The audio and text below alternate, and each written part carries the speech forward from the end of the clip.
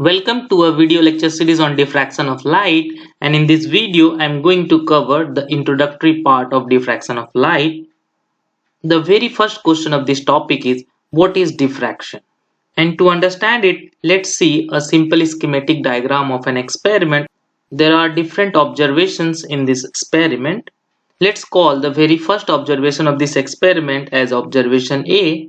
Suppose we have a light source, and in front of this light source we have a slit. Slit means a narrow opening, okay, and this opening is called slit width, and the black region is just a opaque space, okay. And in front of this slit, let's place a screen so that we can observe an image. If I'll ask you what will be the image of this source on this screen, then your answer will be very clear, and you can easily guess that light will move in a straight line and it will form an image on this screen. This will be the size of image, right? And we have a distinct boundary for this image. Now just repeat this experiment. Everything will be same, and we will just decrease the slit width.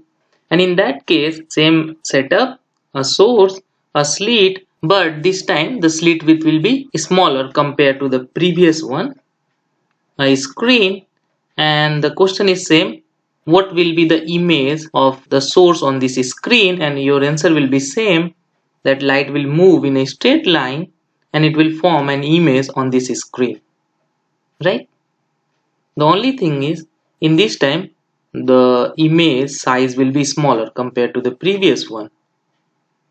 But now repeat same experiment, and this time the slit width will be such that it will be comparable with the wavelength of light, okay.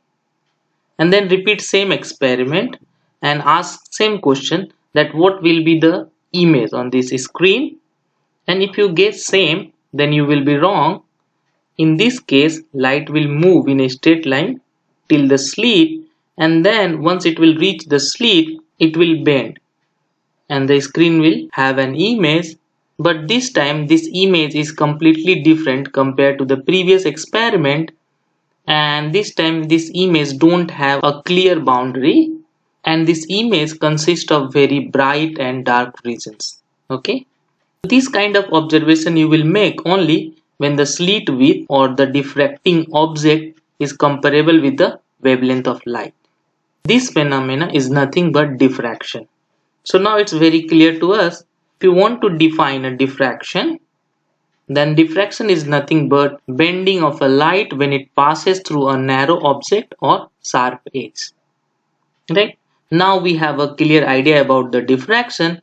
But around the 17th century, when this kind of observation was made, that time it was believed that light moves in a straight line, that is rectilinear property of light, and that's why the observation of such phenomena in that time was quite strange, okay.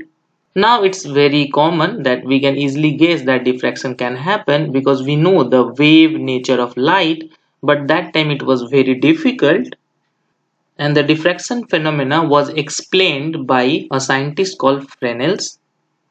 And what he did, he just combined two ideas to present idea that time, Huygen principle of wave nature and principle of superposition. So he combined these two principles in order to explain the diffraction phenomena. So first we will see these two principles and then we will see his idea.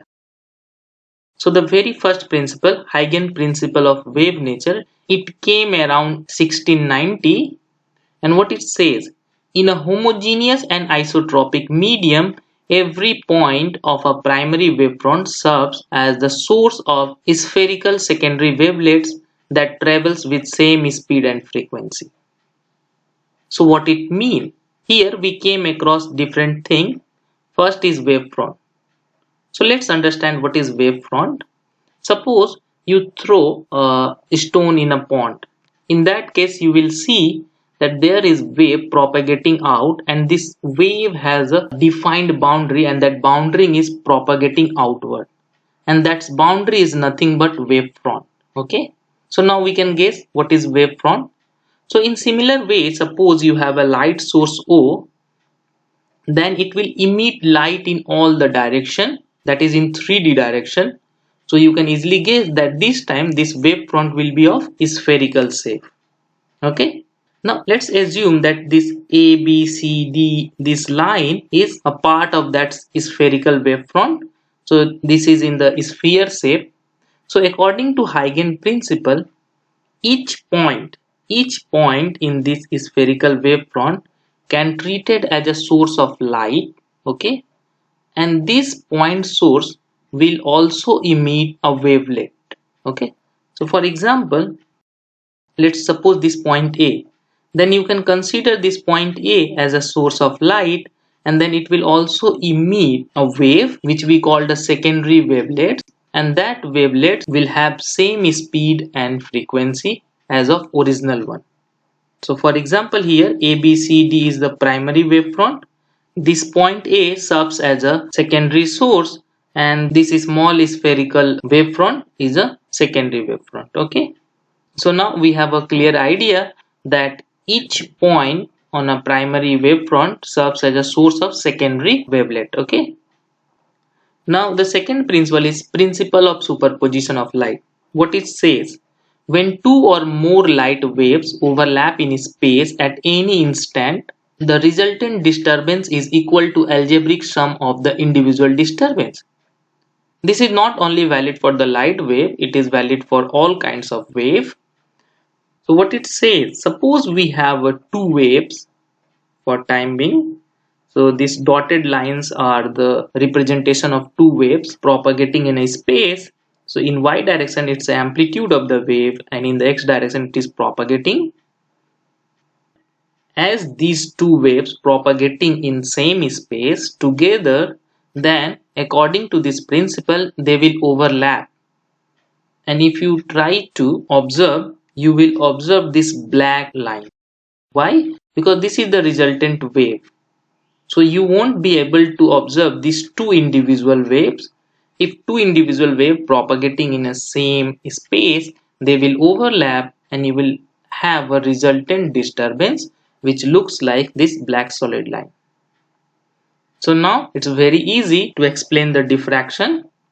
What this Fresnel says, that we know there are secondary waves coming from the particular wavefront according to Huygen principle, and as those secondary waves moving in the same direction in the same space, they can mutually interfere, that is they can superimpose with each other, they can form diffraction phenomena. So what it says, that mutual interference of secondary waves derived from a particular wavefront produces the diffraction phenomenon. So that's how he explained. Types of diffraction. We have seen in the diffraction we required a source, a diffracting object, that is a slit or something else, circular aperture or anything, and then we need a screen. Depending upon position of source and observations from the diffracting element, diffraction can be of two types. The very first one is Fresnel diffraction.